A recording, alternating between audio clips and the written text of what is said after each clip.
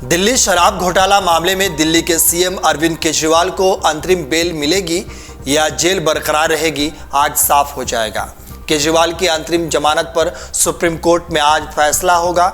शराब घोटाले के आरोप में जेल में बंद दिल्ली के मुख्यमंत्री अरविंद केजरीवाल की अंतरिम जमानत याचिका पर सुप्रीम कोर्ट के फैसले से एक दिन पहले गुरुवार को प्रवर्तन निदेशालय यानी ईडी ने उनकी जमानत का विरोध किया। ईडी ने कहा कि सामान्य नागरिक की तुलना में एक राजनेता किसी विशेषाधिकार का दावा नहीं कर सकते हैं। अपराध करने पर उसे किसी अन्य नागरिक की तरह ही गिरफ्तार और हिरासत में लिया जा सकता है।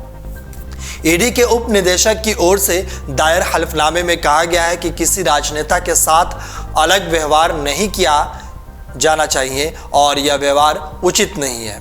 वहीं दिल्ली के मुख्यमंत्री और आम आदमी पार्टी के चीफ अरविंद केजरीवाल की कानूनी टीम ने गुरुवार को सुप्रीम कोर्ट में उनकी अंतरिम जमानत के विरोध में प्रवर्तन निदेशालय यानी ईडी द्वारा लिखित हलफनामे पर आपत्ति जताई।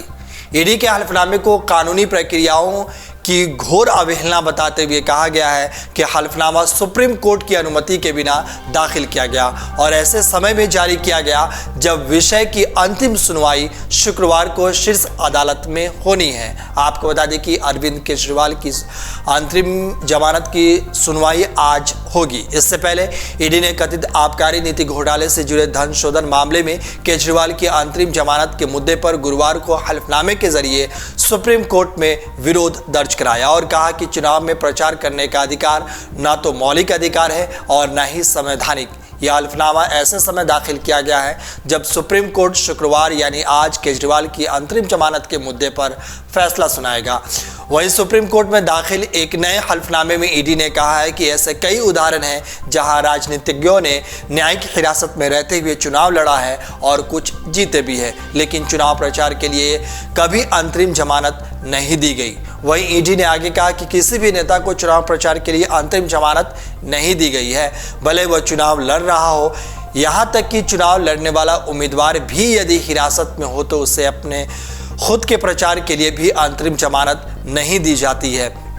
इस बात को ध्यान में रखना प्रासंगिक है और चुनाव के लिए प्रचार करने का अधिकार ना तो मौलिक अधिकार है और ना ही संवैधानिक, यहाँ तक कि ये कानूनी अधिकार भी नहीं है। इस तरीके से ईडी ने कोर्ट में ये बातें कही है। आपको बता दें कि हाई कोर्ट ने 9 अप्रैल को केजरीवाल की गिरफ्तारी को वैध ठहराया था और कहा था कि बार बार समन जारी करने और केजरीवाल के जांच में शामिल होने से इनकार करने के बाद ईडी के पास बहुत कम विकल्प बचा था। वहीं ये पूरा मामला साल 2021-22 के दिल्ली सरकार की आबकारी नीति के निर्माण और लागू करने में कथित भ्रष्टाचार और मनी लॉन्ड्रिंग से संबंधित है। फिलहाल ये नीति रद्द की जा चुकी है और इस तरीके से आपको बता दें कि अरविंद केजरीवाल की सुनवाई आज सुप्रीम कोर्ट में होगी और आज ये फैसला हो जाएगा कि केजरीवाल को बेल मिलेगी या उनकी जेल फिलहाल बरकरार रहेगी।